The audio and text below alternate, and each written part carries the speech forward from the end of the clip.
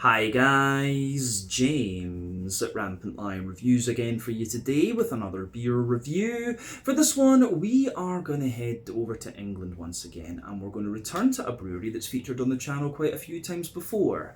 Now, these guys are a very well established and very well respected brewery in the English beer scene, one that I really would recommend you check out if you get the chance. Over the years, I've tried quite a few beers from them, a variety of different styles, and they're always pretty damn solid. So definitely fair to describe this brewery as being very solid all round in my opinion.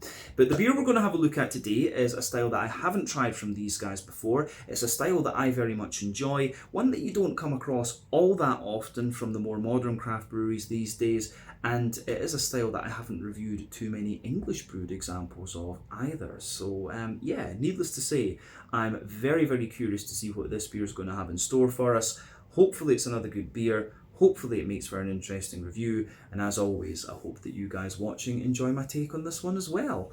So yeah, for this review then, like I said, we are going to head to England. We're going to go to the kind of London area, if you like, out to the west of the city to Berkshire and a little village called Finchampstead. So Finchampstead happens to be home to the wonderful Siren craft brewery. This particular beer is called Four Companions. It comes in at 12.5% ABV, and this one is a barrel-aged quadruple.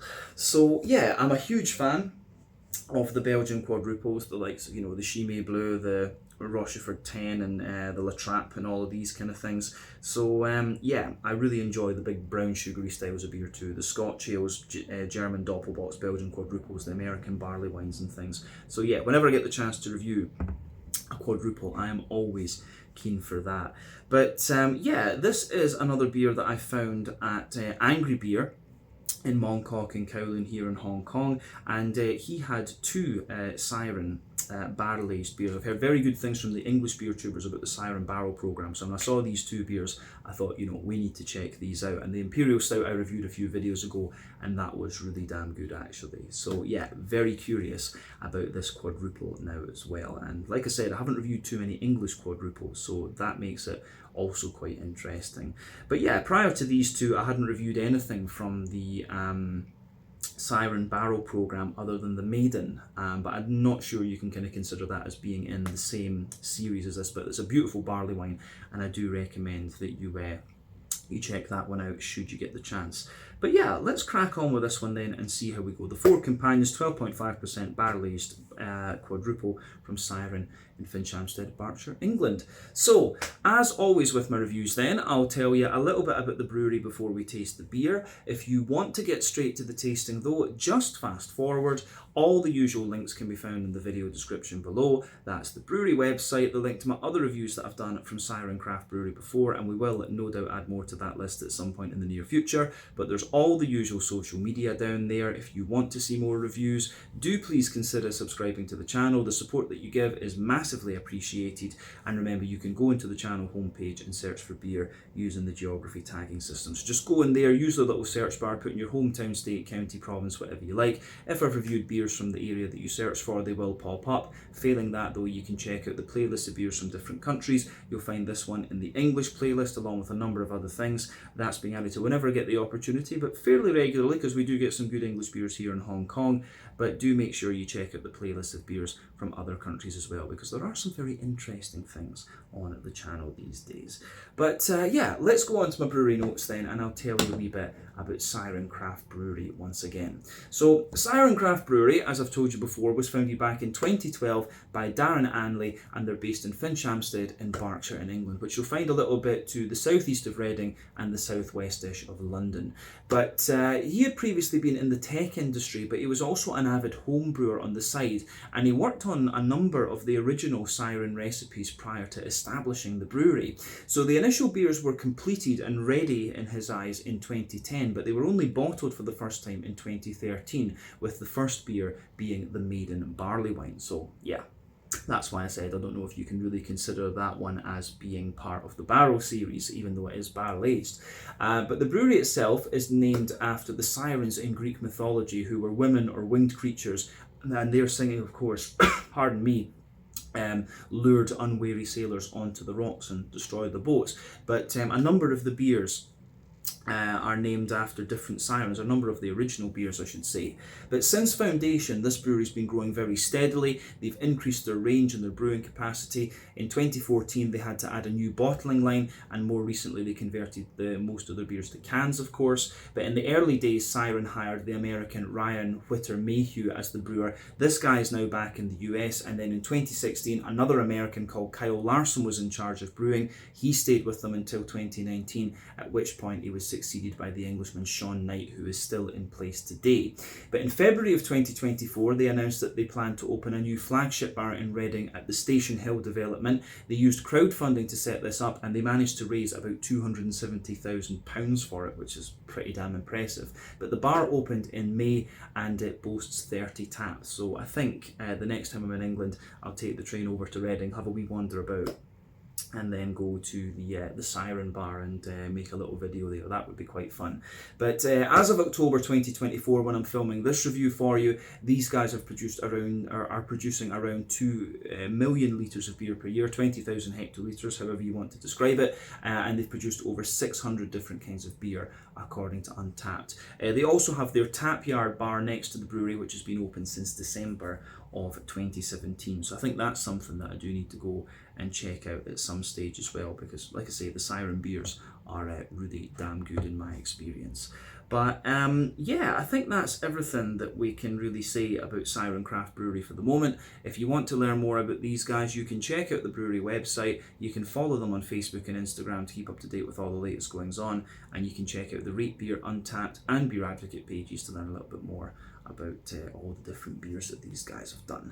So yeah, let's go on then and actually have a little look at the beer itself. So you can see that the artwork on this one is quite similar to what we had from the All Night Long Imperial Stout. You can see the Leviathan taking the barrels and the Siren S there with the hook and stuff on it, as you know, just kind of playing into that sort of nautical theme, I guess.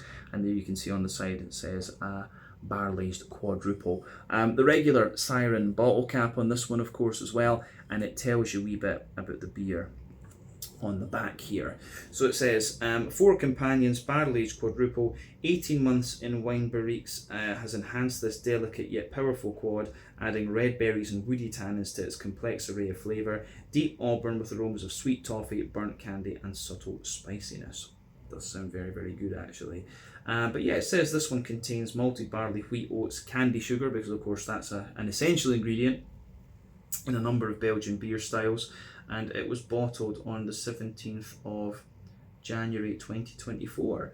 So yeah, we're getting this one in October, late September, early October. I think this one appeared in Hong Kong. So good, it's got 6 months on it, so it should be quite nice. You could obviously age this beer for a good number of years if you really wanted to. I'm not sure if this is one that they'll do every year, or if it's just one that they've kind of done as a one-off actually to be a bit experimental. But yeah, I paid 125 Hong Kong dollars for this, so that's about £12.50, 13 euros, maybe $14 American, something like that, just for those of you that are wondering. But yeah, it says it was aged for 18 months in red wine barrels, which is pretty impressive.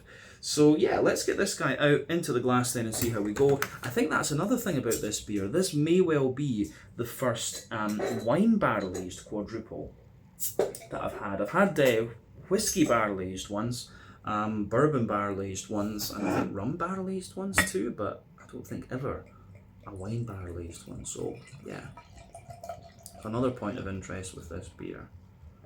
We just sugar up the last little bit, and there we go. So I think this is going to be a very nice sipping beer.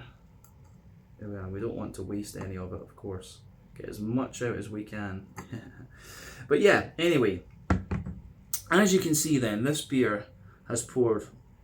It's pretty dark actually, one of the darker quadruples I've seen in recent times. But yeah, before the head disappears, you can see that it's poured with maybe about a 2/3 finger of a frothy, I would say, actually light, dark fawn, light tan head is maybe a good way to describe it. You can see the kind of medium-sized bubbles on the surface of the liquid there, and they get a little bit foamier the further up the head that you go. And this is definitely one of the darker quadruples that I've come across. It's a really sort of dark, almost ebony wood colour, I think is a good way to describe this one.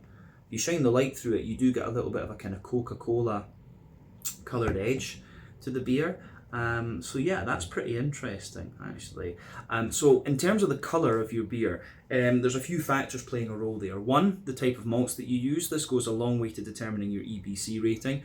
Two, length of your wort boil is going to play a role, because the longer you boil the wort, the more the sugars caramelise, and thus you get a darker colour of beer. But any barrel aging that you do or adjuncts you put into the beer will affect its colour as well. And when it comes to quadruples like brown beers, essentially, they can be quite affected by the adjuncts and any barrel aging. So I'm wondering if this one's maybe had a bit of a longer wort boil, and also how much of an effect the barrel is playing on this one. And of course, the different kinds of candy sugar can play a role in that too. But there's not a lot in the way of visible carbonation with this one. But like I say, this is definitely one of the darker quadruples that I can remember having come across in recent times. So yeah, I think we can leave it at that for the appearance and go on and have a little look at the aroma of the beer. I'm really curious about this. So yeah, let's do it.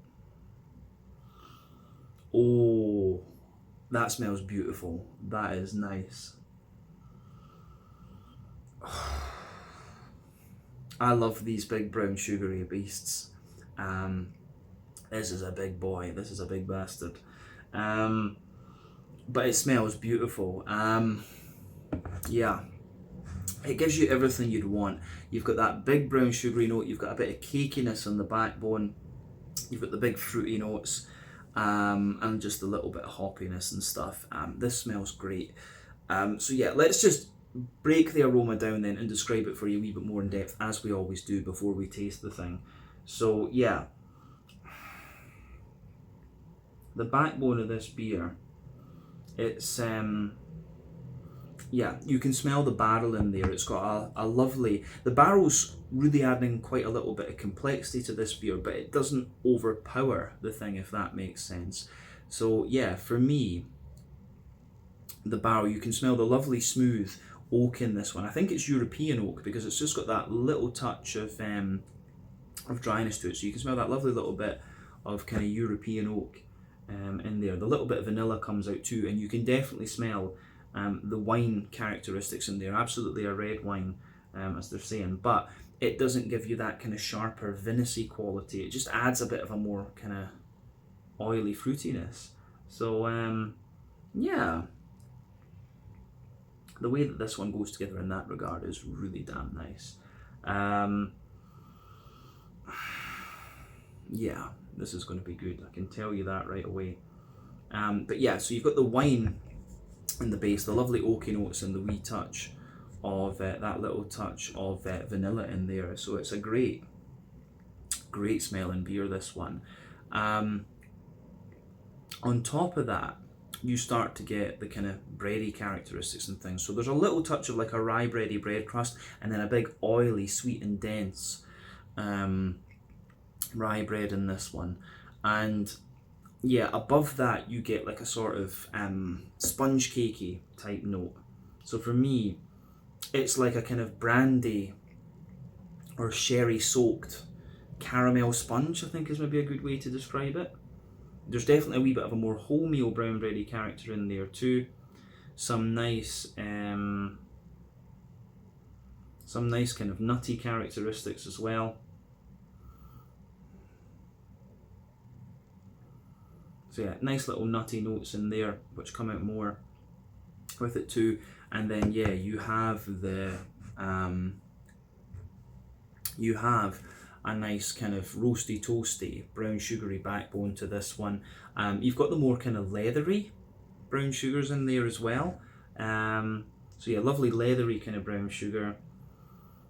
This one, I think it has had a slightly longer wort boil, because you can smell that big sort of woody, leathery kind of character, and that's usually a giveaway when there's been a longer wort boil. But yeah, you've got treacle, molasses, however you want to call it, in there. You've got sweet caramel, good little bit of biscuit.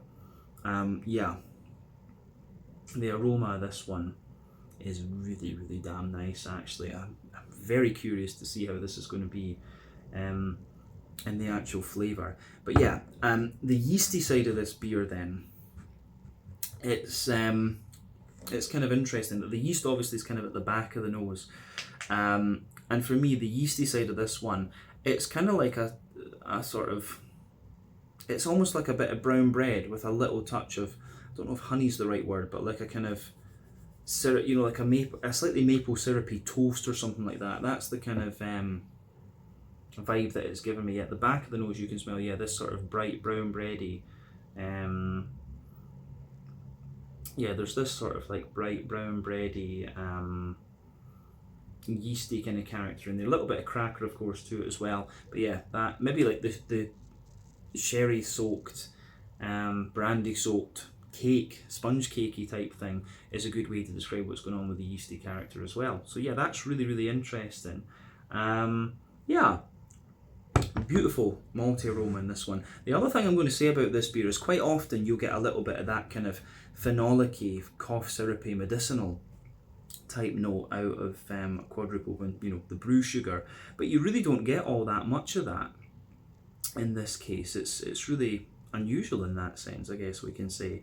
But yeah, the way that it goes together, I think, is really quite nice. Yeah, on the hoppy side of things, then. You know, the Quadrupel is not the most hop forward of styles in the first place, and this one's been barrel aged, so a lot of that even limited hoppy character will have dropped out of this one. That said, you do get little hints of green component in there, so there's a wee bit of earthiness, there's a wee bit of kind of woodiness in there, a little bit of floral aromaticity, and also a wee bit of grassiness too. So yeah, the way that that goes together, I think, is pretty nice.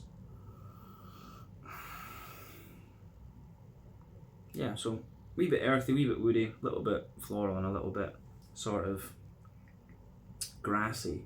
Yeah, these are all things that you'd expect. On the fruity side of the beer then, like I said, you've got the kind of wine backbone in this one, but yeah, the sort of winey backbone that's in here is really nice. And it's, I would say, on top of that, you're getting the kind of usual things. There's like a big oily plummy character to this one. So yeah, nice big oily plums. Prunes definitely, dates in there, figs for sure, blackcurrant, blackberry, all of these kind of things that you'd expect. They say on here it's got a little subtle spice to it, and it's interesting. It's almost got a very slight like mulled wine kind of quality to it as well, or it reminds me a little bit of like Glück or German Glühwein. There's just a little hint of something like that coming out in this beer. You can smell, you take the aroma in quite deeply, you can smell just that little tiny touch of it in the top of the nose. But yeah, aroma wise, this beer smells absolutely beautiful. So yeah, as I always say, take a bit of time to just enjoy the aroma of it before you get stuck in. But I think it's about time that we taste this one and just see what it's all about.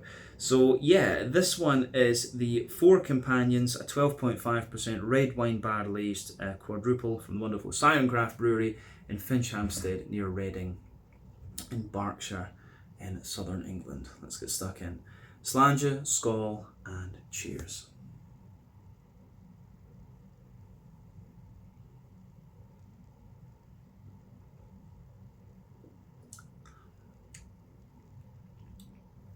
Ooh, that's interesting. Yeah, pardon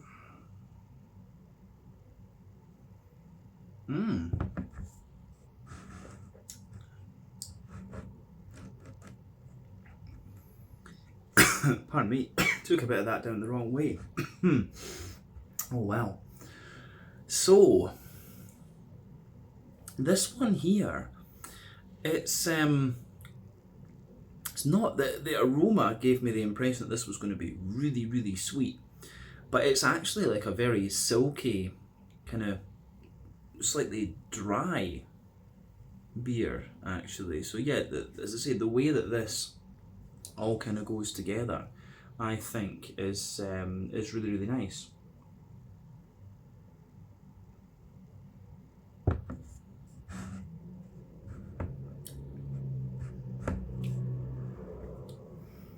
So yeah, the way that that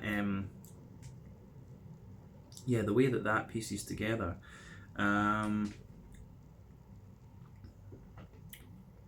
it's really interesting. Yeah, this beer is not quite what I was expecting. Actually, I was expecting something just from the aroma. I was expecting something like really sweet and really oily and brown sugary, and this is more just like very, very smooth. I really wasn't expecting something. But this is a very nice beer, but it shows. It takes a little while for you for it to show you the kind of quadruple characteristics. It's certainly not a kind of stereotypical quadruple. It smells like one, with a wee bit more complexity to it because of the wine barrel. But yeah, it's certainly not your typical quadruple. That's for sure.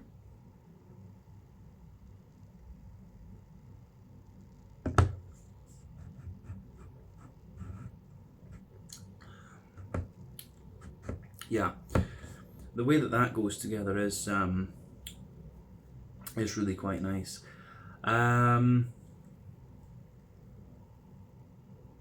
Yeah, it is pretty good, this one, I have to say that. But yeah, it takes a wee bit of time for it to kind of open up and things. That's why I like doing these longer videos, because it does give you the kind of time to reflect on these beers and just let them open up and show what they're all about. So yeah, on the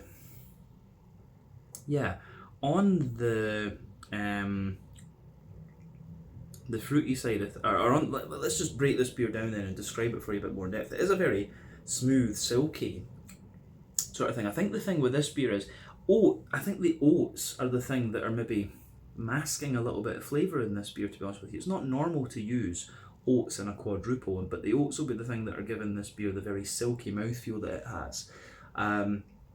But yeah, let's just break the beer down and describe it a wee bit more in depth. But I will say that it's really, you get a lot of the quadruple flavours that you'd expect in the aftertaste rather than throughout the beer, actually.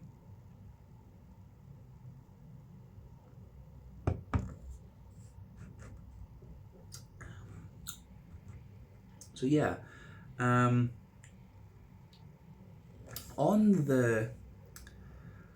let's go to the middle third of the palate. The backbone of this beer is obviously the barrel, so you can feel that nice kind of dry oaky note there. And as I've often said, sweeter flavours come out further forward on the palate, more dry flavours come out kind of further back. But yeah, on the in terms of the barrel with this one, you've got that really nice kind of smooth oaky character in there, so you can feel it's a little bit more it's got a little bit of a kind of drier oaky character, and then it smoothens out as you come further forward. You can feel there's a little touch of vanilla in there. Then above that, you just get the little hint of red wine. The spirit layer in this beer is not overly big, if that makes sense. Like, it's not it doesn't feel, it's not overly noticeable, I would say. So yeah, that's quite interesting in this beer for me. On the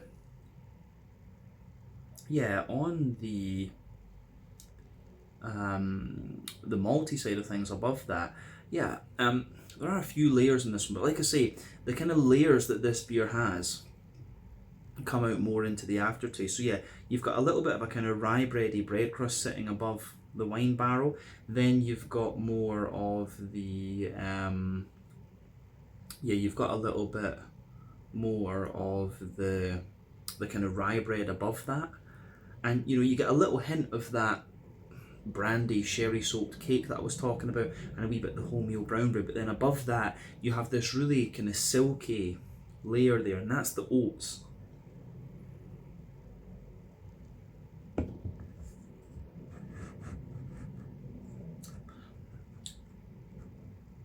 So yeah, I kind of feel that the oats in this beer, they add this little bit. They're not adding much in the way of flavour, the oats in this case. They're more adding the mouthfeel rather than anything. So yeah, above the kind of wholemeal brown bread, you have this really dense, you've got this really dense layer, which is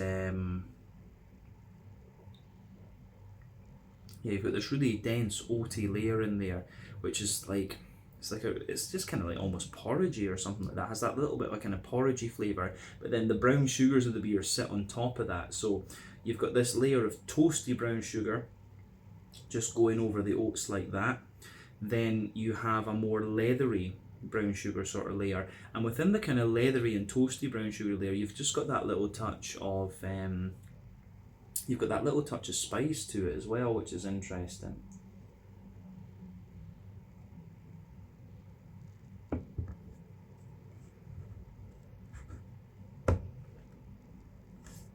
So yeah, little touch of kind of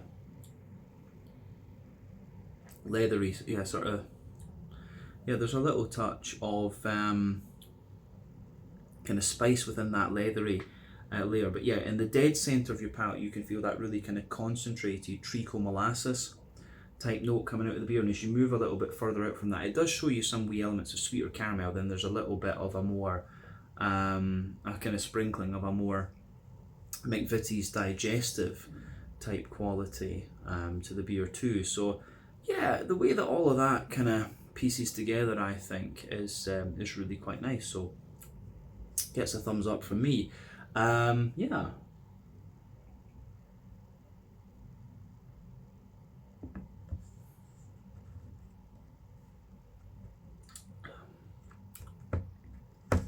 Yeah, the sort of treacle molasses in this one is quite interesting. That you can feel, they talk about a little bit of spice with this one, and I can see why they say that. It comes out into the aftertaste, I have to say. Yeah, I will admit with this beer, I think the oats kind of spoil it a little bit. I think they should take the oats out of this one, yeah, completely, because you know, a typical quadruple does not have oats. The Belgians don't use oats in these beers, at least as far as I'm aware. Do correct me on this if I'm wrong, but yeah, I think the oats kind of take away from the other flavours in this one. They make the beer just a little bit too silky, and a quadruple is, of course, the Belgian beers in terms of their mouthfeel tend to be a little bit more kind of light, and you've got quite a little bit of carbonation because of the use of these brew sugars. So yeah, that's worth bearing in mind with this one.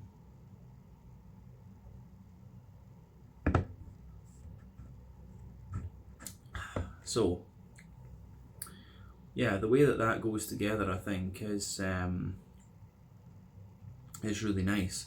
But still, yeah, I think the oats just kind of suppress quite a little bit of the flavour that you could have out of this one. You do get a little bit of nuttiness out of the brown sugar into the aftertaste as well. But yeah, the way everything kind of, the way everything pieces together in this beer, I think, is quite nice.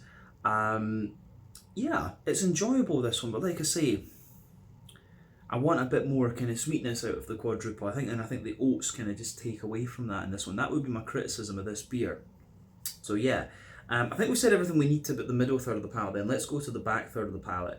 The border region between middle and back third of your palate, you get that nice little bit of bready build-up in there, and this is where the beer feels a little bit more natural, if you like, in terms of the quadruple style. So you've got the kind of rye bread in the base, you've got the kind of cakey, caramelly cakey note in the middle, then a wee bit more of the kind of wholemeal brown bready note sitting above that. But yeah, the base of the back third of your palate, you've got some really nice,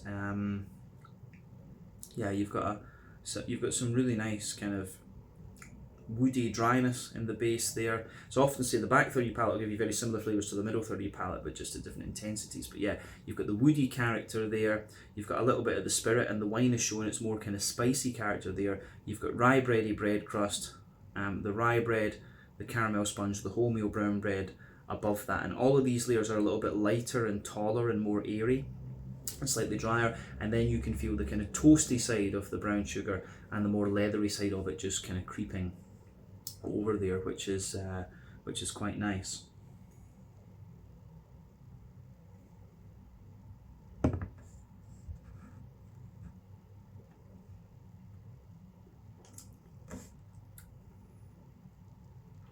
So yeah, the way that that goes together is quite interesting.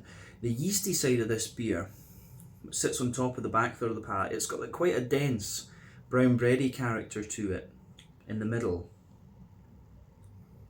And then around the edge it's got like a kind of sweeter rye bready note, then a more toasty bread crust around the edge there too. So the yeasty side of this beer is pretty interesting too. And definitely, yeah, back third of your palate you can feel the flavour is taller. Then as you move further forward into the middle third of your tongue, it just kind of condenses down and squashes together that little bit more.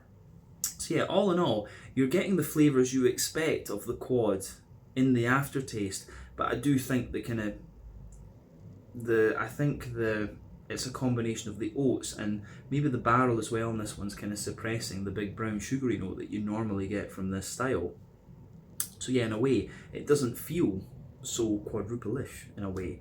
But yeah, in terms of the hoppy side of things, and as I said, quite a lot of the hoppy character has dropped out of this one because it's been 18 months in the barrel, but still you get the remnants of it. There's a little touch of earthiness there in the back corners of the palate. As you move further forward, it's got a little bit of kind of woodiness in there. Then as you move further forward from that, it's a little bit more kind of floral and aromatic, I would say. Then round the front curve of the tongue, it's a little bit lighter and more grassy as well. So yeah, the way that this one goes together, I think, is really, really nice.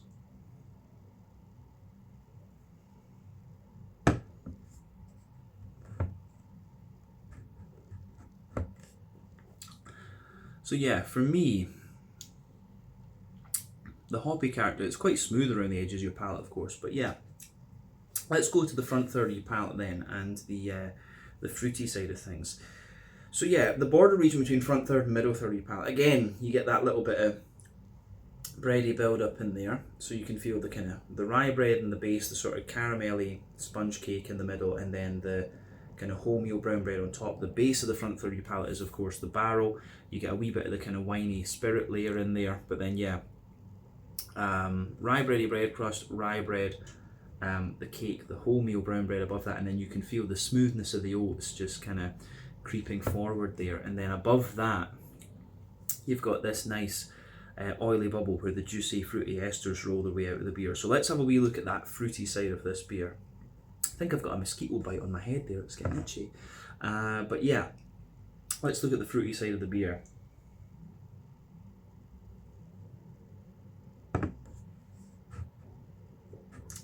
Yeah.